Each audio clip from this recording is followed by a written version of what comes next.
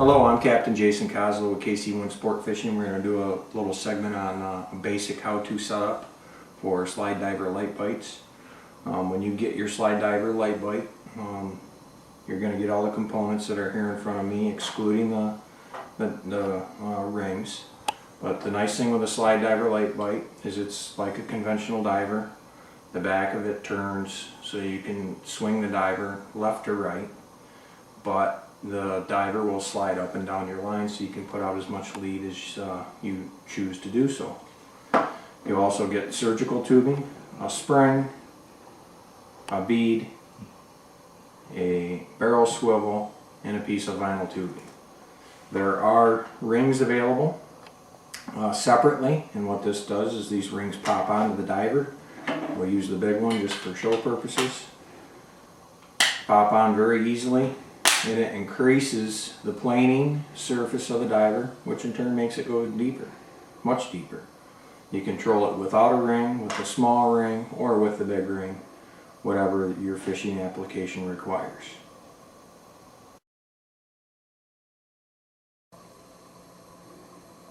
We're rigging with monofilament, and we want to use the spring and the spring only. If you use the vinyl tubing, the monofilament will grab that vinyl tubing too much and the diver won't be able to slide up and down your line like it's supposed to.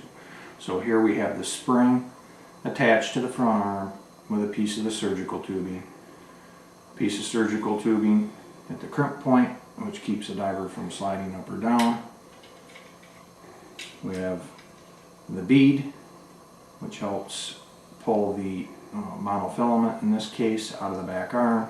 A barrel swivel, and then I like to use about a 30-inch leader to my lure, whether that be a spoon or a body bait or whatever you choose to use. Again, that's a rough measurement, 30 inches or so. Now at this point, if you were setting it, you would be able to pull out as much line as you possibly wanted to, and then you would lock the back arm in first and then the front arm, and that spring again creates a much nicer bend. It's not real sharp, protects your monofilament. Put the monofilament in the back arm and send it out as you normally would. Now when a fish hits it, this diver is now able to slide down your line all the way back to your bead and your barrel swivel, and then you only have roughly 30 inches. If you choose to use less, that's fine, but roughly 30 inches to the diver and your fish or lure.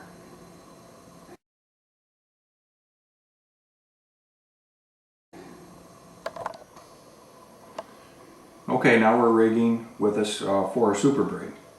In this case, we're going to use the vinyl tubing. The vinyl tubing creates a little more drag or grab, which will hang on to that super braid a little bit better. And you rig it the same way as you do as a spring. Use a piece of the surgical tubing to hold the vinyl tubing in place. You still have the surgical tubing at the pinch point to hold the diver in place. And you have a bead to kick the line out of the back arm, barrel swivel, and then roughly 30 inches of leader to your lure of choice. And that's it. That's it in a nutshell. I do want to touch on one thing. Of course, even with a super braid, you let out as much line as you possibly want to. Lock it in place. Put the line in the back arm just as you would with monofilament, and now you're fishing. And again, that vinyl tubing does create a nice bend, so it's not a real sharp bend on the diver on that front eye.